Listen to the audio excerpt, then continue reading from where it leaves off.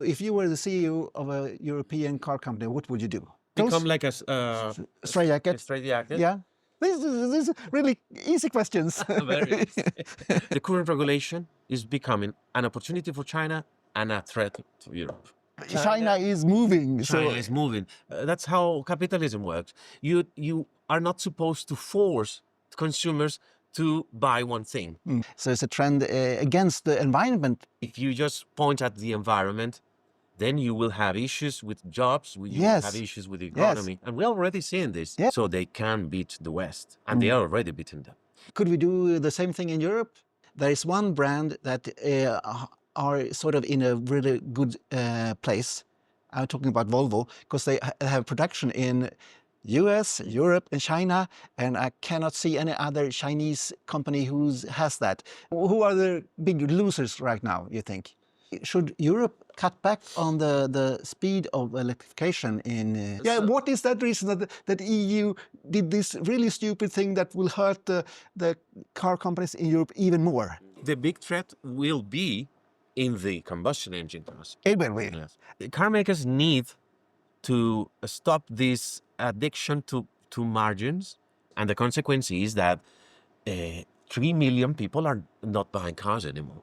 Yeah. Are they getting too sophisticated, the cars maybe today? There are rules here in China as well. Yes. But it's not as complex as in Europe. No. So we are suffocating ourselves. Yes. Yeah. If you were to buy a new car today, what would it be?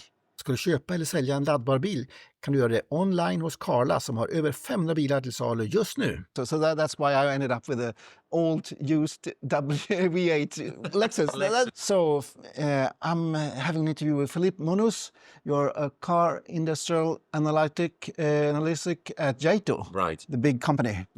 Yes, it's well known, yeah. Yes, so thank you for taking your time. Thank you, Eric, for having me here. Yeah, really nice. I'm looking forward to this. If you were the CEO of a European, we are sitting here in China now, and we have visited NIO and seen a lot of things, and the competition here is really, really tough here. And in Europe, you can look at the situation is really tough because the European car manufacturers, they are losing ground in China, and they have tough time in Europe for the interest rates, the transition to electric cars and a lot of things. Yeah. So if you were the CEO of a European car company, what would you do? Well, first of all, it would be a very hard task. Yeah. But I think the priority for any European car maker right now is to catch up in China with the Chinese competition. I think it's their biggest challenge right now. So if I was leading one of these companies, I would definitely think of having more collaboration, anything cooperation, merger, or whatever, with the Chinese car makers. Mm-hmm. If we are all moving towards electric cars, you need to work with the ones who know how to build competitive electric cars, and they are the Chinese. So any cooperation with them should be in their priorities. Okay, great. So since we are here with NIO, they have no ties with any European car NIO, manufacturer. you mean? Yeah, NIO. Mm-hmm. Yeah. Why? Yeah, why? Well, yeah, not all. I mean, when we talk about China, there are at least 11 big car makers. Yeah. But in terms of brands, there are more than 100, no? Yes. So each one has its own ways, its own positioning. NIO, as you just said, it doesn't have proper cooperation with the Western car makers. I think it's just their approach. So far, as we just heard from William Lee, their focus, their priority continues to be China. Yeah. This is a massive market. Yes. And as long as they survive the current price war, they become stronger. So Yes. I think in the short term, we will continue to see NIO focus concentrated in China. But if they survive this very difficult price war, we will eventually see NIO playing a bigger role outside China with probably a partnership with someone in Europe or even the US. You never know. I mean, the US is a second step, but they definitely, all of them, all of the Chinese car makers definitely need also the Western side, because we're talking of two different markets. and any cooperation helps in terms of time. Yeah, if I were Neo, I would go to one of the American brands to help them out. Well, yeah, but it's more tricky there. The politics are playing their role. It is. But if you were CEO of one of the Chinese car companies, then you are facing the tariffs in Europe and a fierce competition here, and you have overcapacity in China. So you need to export more cars. So what would you do? These are really easy questions. Very easy. I wish I had the answers. Look, the Chinese want to become global. Chinese car makers, one of their goals is to become global, to expand their business. But you cannot do that only by exporting from China. No. So yes, they have overcapacity issues here. There is a big price war here.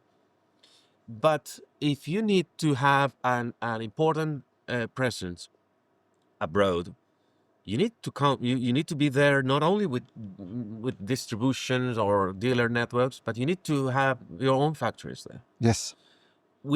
Even though we talk about a lot about globalization and all of these things, at the end of the day, each market is protecting itself, and yeah. the way they are doing it is by increasing tariffs or making it more difficult to for trade. No, if you depend on trade on this kind of trade, which is becoming increasingly more complex, if you depend on tariffs, then your global expansion is going to be very hard. Very You hard. need to have a factory. Yeah. So eventually, even companies like Neo will need to be there producing locally and having an impact also in that economy. Because when you just import, you're not making part of the real No. game. Yeah. So I think that's what they need to do eventually. I'm not saying that they need to do it now. We just heard him.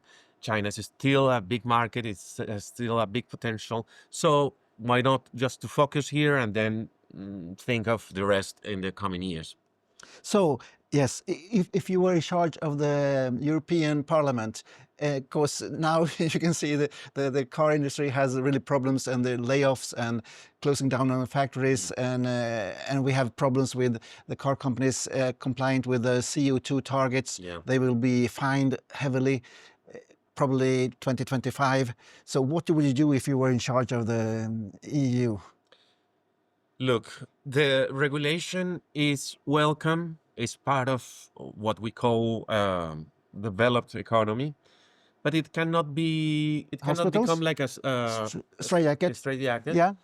Because it has to be flexible. Yeah. It has to consider the changing conditions, the new challenges, and everything. I understand the goals. I understand the what it wants to achieve. Yes. But when those goals were set, the world was different. It was. China was not playing the role it's playing now. There was not a pandemic that affected the whole industry, even the demand. So we need to consider these things in order to have a better regulation. The regulation should take into account all the changing conditions to become more adapted to the reality. So if I was in the European Parliament, In charge. yeah, many important roles. Yeah.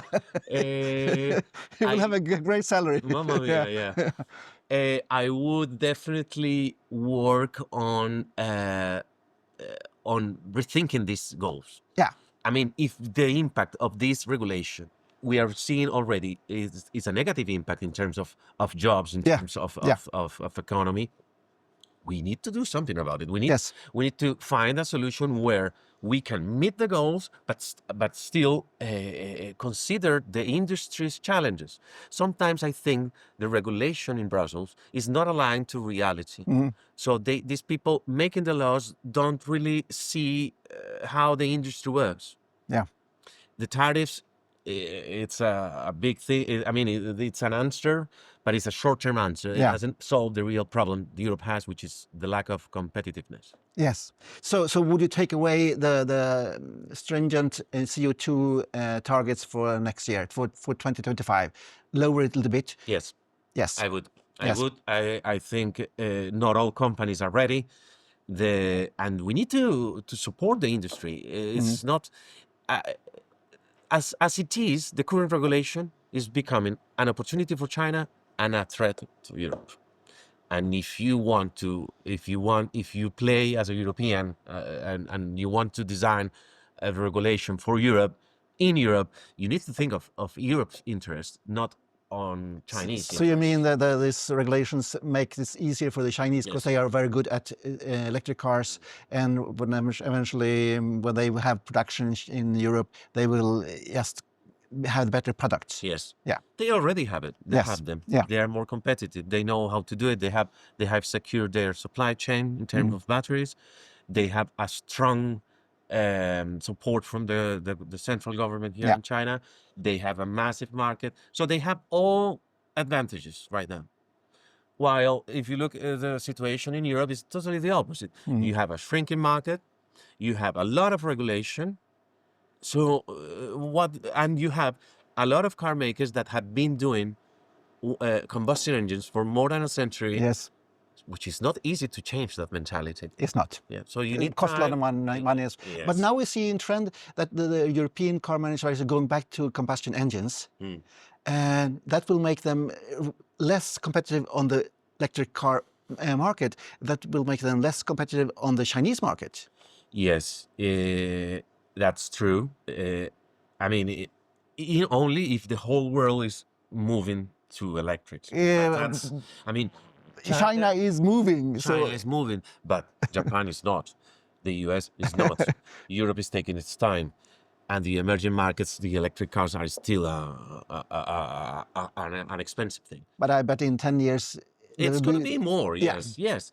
But we have to consider the differences among markets. I Yes. mean, in 10 years, I don't see the US buying more electric cars than combustion engines cars. In the US. Not in 10 years, maybe not. No. So they're taking more time. Yeah. So you need also to supply demand for those who won't buy electric cars. Yes. Because that's how capitalism works. You are not supposed to force consumers to buy one thing. Yeah. They should have as many options as possible. Or you could do the other thing. You could do as they do in China. They have a lower tax, so it's more profitable for your own wallet to drive electric cars. Yes, So of course. now I see the trend in Europe. I would say that a lot of people think that the electric cars are not so good, and we want to take them back to the old-fashioned cars, engines, and so on. So it's a trend against the environment, even.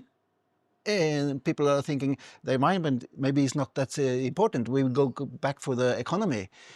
So I think the gap for the politicians is really small. That they need to put back the incentives to get the EBV market growing. That's Yes. what I think. Well, yes, that's right. The balance is not easy to find the balance between economy and environment. Yeah. That's right. But you cannot have. I mean, if you just point at the environment, then you will have issues with jobs. You will Yes. have issues with the Yes. economy, and we're already seeing this. Yes, we are. Volkswagen just announced the closure or I don't know what's going to happen, but big things are happening in terms of economy.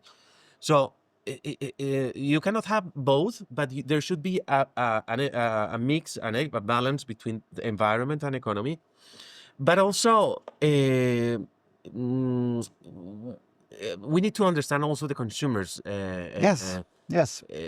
concerns. Today, we are asking the consumers in Europe to buy electric when these cars are more expensive, They are.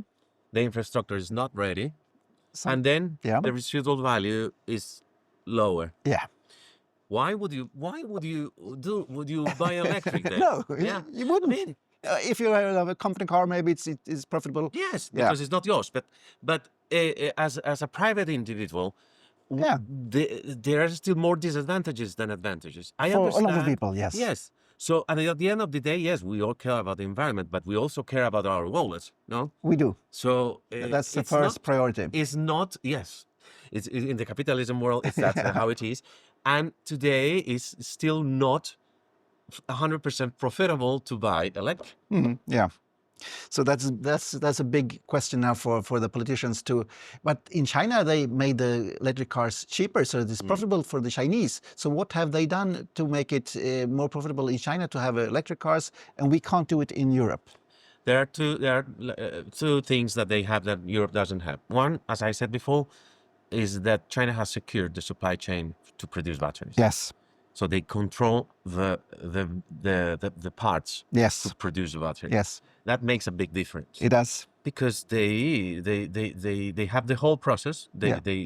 And so making batteries is not as expensive as in the West. That's one thing. The other thing is the government support. Yes.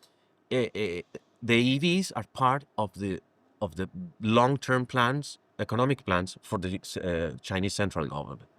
They know that with combustion engine cars they cannot beat the West. Yeah.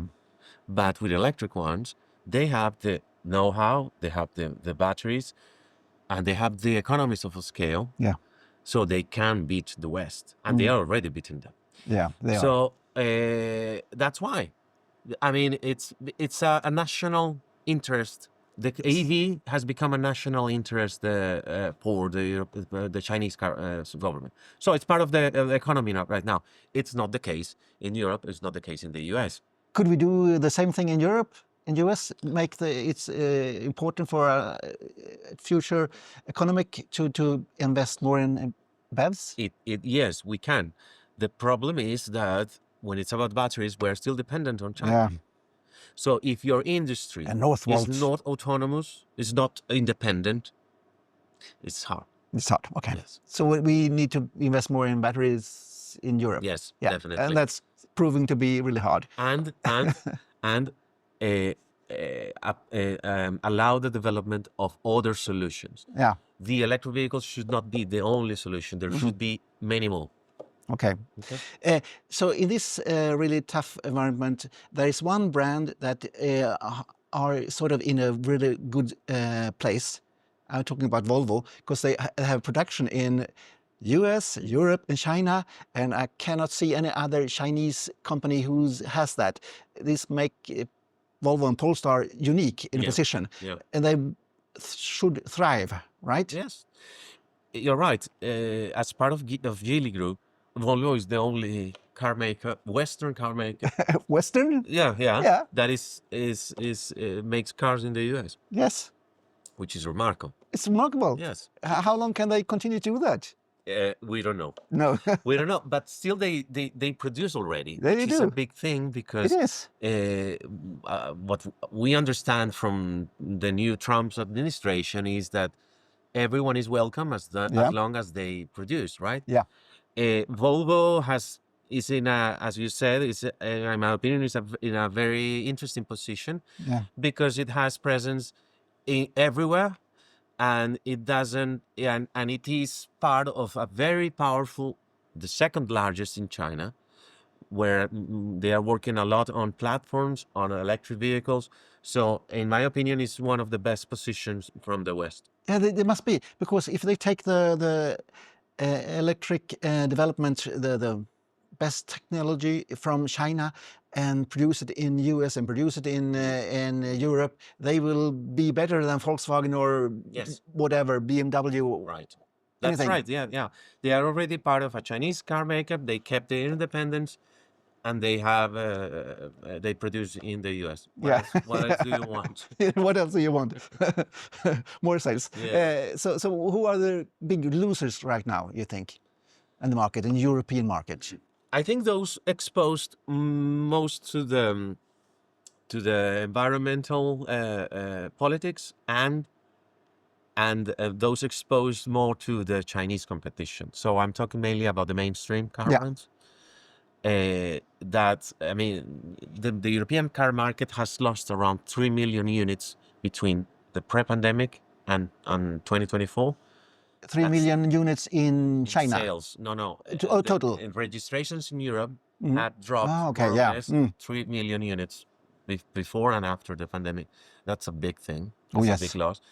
So the most exposed brands to the increasing competition from China are the ones that I think are the most vulnerable. Yes. Because those segments, the A, B, and C segments, are more price sensitive. And now that the European Commission is telling us buy electric, the prices goes even higher. So the price sensitivity is higher. Yes. Chinese offer is more competitive. I don't know what's going to happen after the tariffs. Of course, their prices are going to be higher and all of that. But still, they can make very affordable cars here in China. So those brands that play in those segments are, in my opinion, the most vulnerable right now. Yes, I agree. Had one more thing about that. So you think, should Europe cut back on the speed of electrification in Europe? It should allow other solutions. Yeah. To get to have a zero emission car, everybody driving zero emission cars is wonderful, but it has a price. And if you allow other solutions, I'm talking of mainly of hybrids and plug-in hybrids.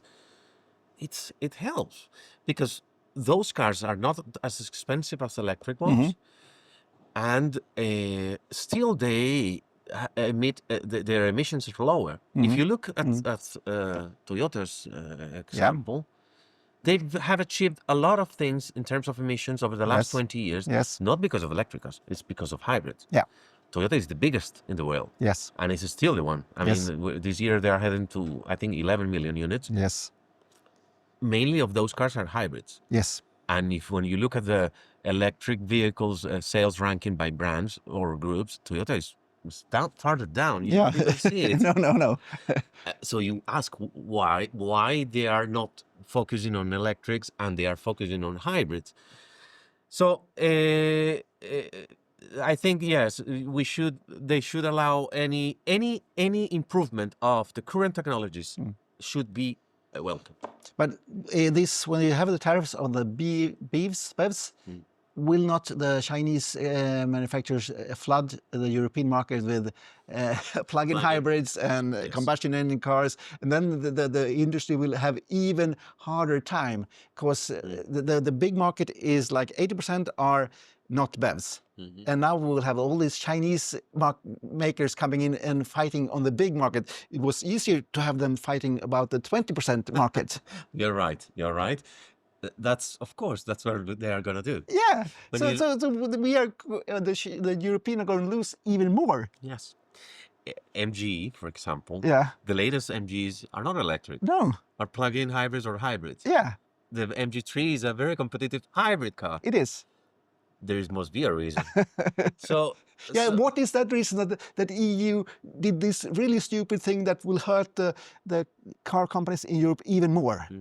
Well, look, I don't know if the demand of plug-ins or hybrids from China increases, it will. They will eventually apply more tariffs to these products as well.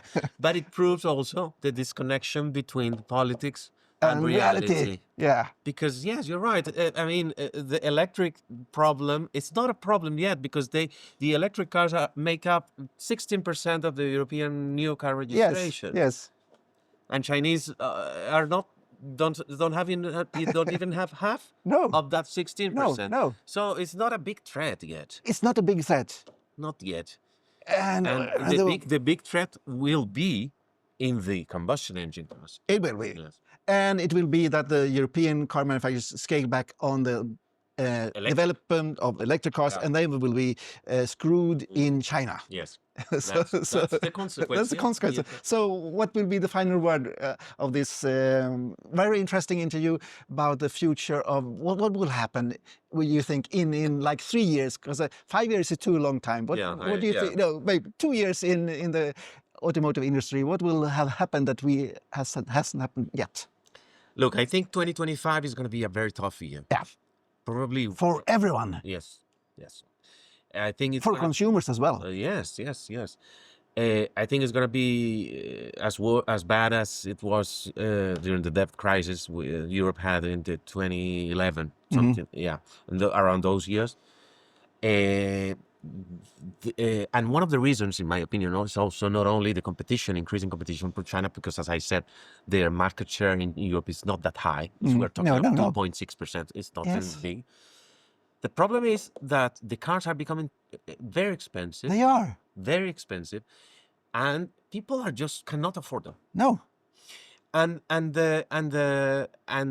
So you might blame, of course, inflation. You might blame, of course, the semiconductor shortage and all of that. Yes, it contributes. But when you look at the price increases over the last 5 years, it doesn't correspond to the inflation increase. No. So car makers need to stop this addiction to margins, because they are now losing market share. They are. Because that formula of increasing prices and selling fewer cars, which allow them to have Which record was profits. super great in the COVID Yes, years. yes. It's not working anymore because now they have competition. They're not alone anymore.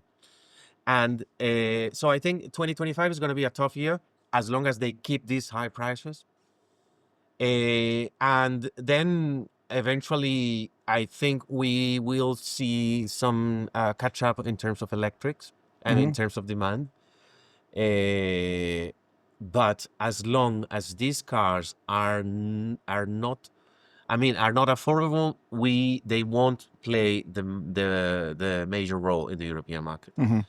We've seen some progress in terms of costs, in terms of prices. The Renault 5, the Dacia Spring, and many others. But we're not there yet in terms of affordability. You cannot, a 20,000 euro car is not affordable. It's not an affordable car. It's not, Yeah.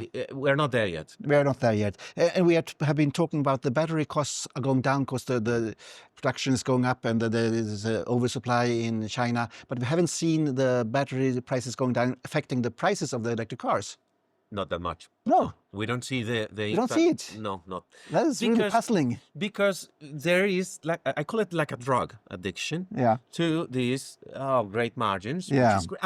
I mean, the goal of any company, of course, is to produce, to make money. Yes, of course. I mean, that's natural. But it has also a consequence. And the consequence is that 3 million people are not buying cars anymore. Yeah. And when you have a smaller cake, but more players, it's more tricky. Yes. And this formula is not going to last forever. So sooner or later, they will need to decrease prices. I don't know how, but the market needs to be reactivated. Yes. And the prices on the used cars going up, so people are going to pay too much for a used car as well. well. That doesn't make any sense. And maybe Except for electric ones. yes, Are going down. Yeah, you're right. But the majority of the cars are not. Yeah. Right. And are the regulations of safety systems too stringent? I mean, they have to put in a lot of electronic devices and safety things, and to make a car today compared to 15 years ago is a big difference. Yes. In cost of electronics and systems, and are they getting too sophisticated, the cars maybe today? That's also playing its part. The regulation is becoming more complex and therefore more expensive. Yeah. So safety, of course, is welcome. Yes, we need safe cars. Yes. Sweden, yeah, we love. You are the pioneers in terms of safety, and that's great. But we are getting to a point where the regulation is so strict, so difficult to meet, that it's making it more difficult for the car makers to go on. I mean, there are rules here in China as well. Yes. But it's not as complex as in Europe. No. So you see that the car makers here are moving faster. Yeah. They are coming. They launch a product every month. Yes. Or I mean, you see there are so many brands. You see almost a new reveal every day. A new brand every month. Yes. Yeah. So they are moving faster than the rest of the world. They are. And that one of the reasons is also the regulation Yes. and the bureaucracy. For example, the homologation process in Europe should be more aligned to the one in the US. Those are not very different markets. But to homologate a car in one of those markets, it's very difficult and it takes a lot of time and money. Why? Those are things that the industry, at least in the West, should avoid in order to better compete against China. I agree. Yeah, but it's not happening. It's not happening. So we are suffocating ourselves. Yes. Yeah. Yes. With all these regulations and this bureaucracy and so on. Yeah. So last question: if you were to buy a new car today, what would it be? Would it be Chinese or European or electric one or? Well, look. As a matter of fact, I don't have a car. I don't need it. I love cars, but I don't need it. You got off the hook. Yeah. But if you were to recommend me to buy the best, what sort of car should I buy? Look, yesterday we drove this Volvo. Yes. L60, and I was really Me too. impressed. Me too. Positively impressed. And I even said to myself, I would buy this car. Yes. It's nice, even though I don't need that car. I think, I mean, in Europe, for my needs and my lifestyle, I would definitely go for a small car. I mean, a Fiat 500 electric. Just for city commutes. But I have stopped producing that one. Yes, so I cannot buy it anymore. I need another choice. Yes, you need another choice. But for example, Renault 5 is also very nice, interesting. But it's expensive, I think. It's expensive. To me, it's expensive. Yes. No, yes, it's very expensive. So, I mean, if I had unlimited budget, I would go even up for better options. But I think for the city commutes, an electric car is perfect. It is. It's perfect. But not all Europeans are only using their cars for city commutes. And that's where it gets problematic, as in the US. Yes, yeah. So that's why I ended up with a old used V8 Lexus. That's which is nice, a very nice. Very nice car, but this doesn't make any sense. But it did to me because of all the regulations and the costs and the depreciations and whatever. I know. So it's a crazy market. Yeah. Okay, thank you very much for Thank a great. Thank you, Eric, for having me. Yeah, it was super nice to talk to you. So thank you very much. Good. Was it good? Well, super.